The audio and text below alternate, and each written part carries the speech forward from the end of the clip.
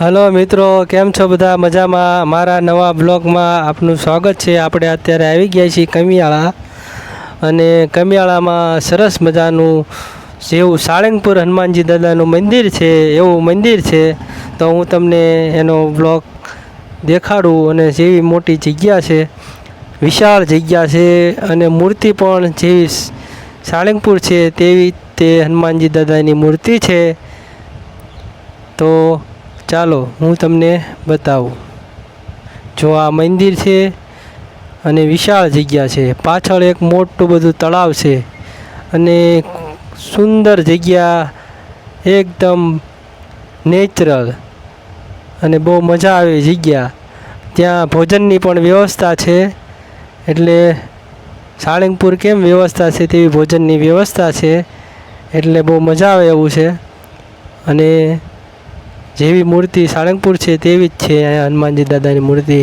વિશાળ જગ્યા, વિશાળ પાર્કિંગ, એટલે બહુ મજા આવે એ જગ્યા છે. તો મિત્રો, તમે અહીંયા જવું હોય તો ફેદરાથી જવાય છે. તો એકવાર જજો. અને જો તમને મારો બ્લોગ સારો લાગે તો લાઈક કરજો, સબસ્ક્રાઈબ કરજો ચેનલને, અને ફોલો કરવાનું ભૂલતા નહીં. અને આવું બાળકો માટે રમવાનું સરસ મજાનો બગીચો પણ છે. સામે ભોજનશાળા છે. રાત્રિ રોકાણ માટે રૂમ પણ હોય છે. તો રોકાવું હોય તો રૂમ પણ મળી જશે. એટલે મિત્રો, બહુ મજા આવે એ જગ્યા છે. સરસ સરસ બધાની મોટી મોટી મૂર્તિઓ, અને પાછળ એક મોટું તળાવ, તળાવમાં પણ એક મોટી હનુમાનજી દાદાની મૂર્તિ છે.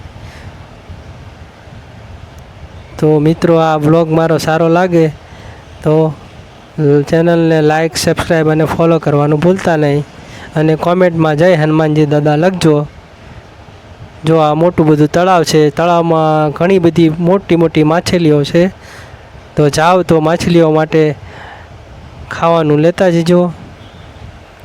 અને મજા આવી જગ્યા છે.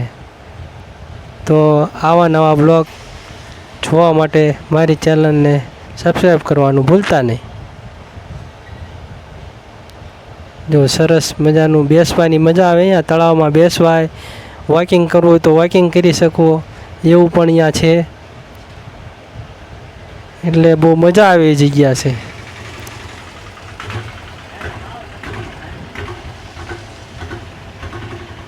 તળાવમાં પાણી ભરેલું છે.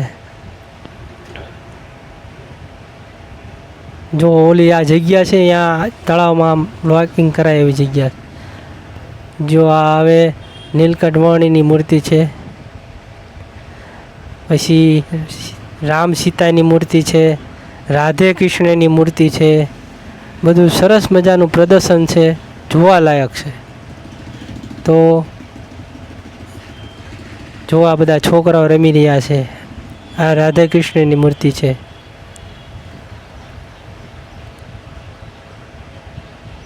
કેવો લાગ્યો મારો વ્લોગ મિત્રો? કોમેન્ટ કરજો. હા,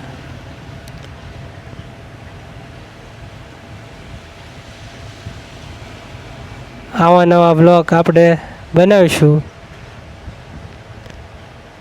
મિત્રો, સપોર્ટ કરતા રહેજો.